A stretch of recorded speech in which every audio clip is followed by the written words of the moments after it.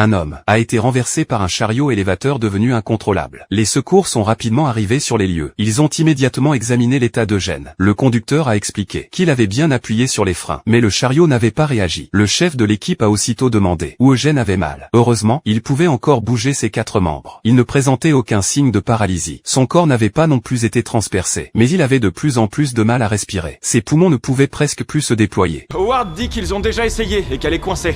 Oui, je confirme.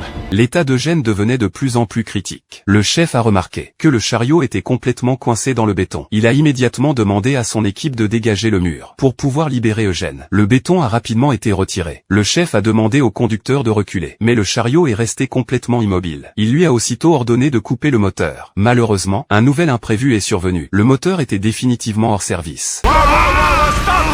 Oh, arrêtez! Oh, c'est pas vrai, le moteur a rendu l'âme. Hey, Eugène! Réveillez-vous! Saturation à 81% et elle chute. Chef, le patient est en train de s'asphyxier. Taylor, donne-lui de l'oxygène. D'accord. Changement de plan! La première tentative de sauvetage avait échoué. Le chef a décidé de changer de méthode. Ils ont fait venir un camion de pompiers. Ils ont attaché une chaîne au chariot élévateur. Puis ils l'ont tiré lentement vers l'arrière. Heureusement, le chariot a fini par bouger. Les blessures d'Eugène n'étaient finalement pas très graves. Il a rapidement été transporté à l'hôpital. Ce qui préoccupait le plus Eugène, c'était de savoir s'il pourrait continuer à travailler. Rosier a refusé immédiatement. À ce moment-là, 2 collègues se sont approchés. Ils s'apprêtaient à expliquer la cause de l'accident. C'est au sujet de l'accident. Et des freins qui n'ont pas répondu. Ça fait des mois que tu tires la sonnette d'alarme, Jesse.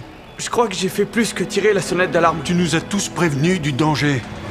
Et la direction n'a rien voulu entendre. Maintenant, c'est eux qui vont devoir payer.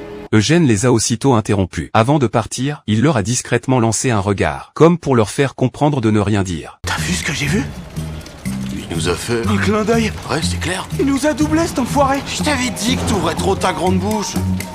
Je veux même pas savoir.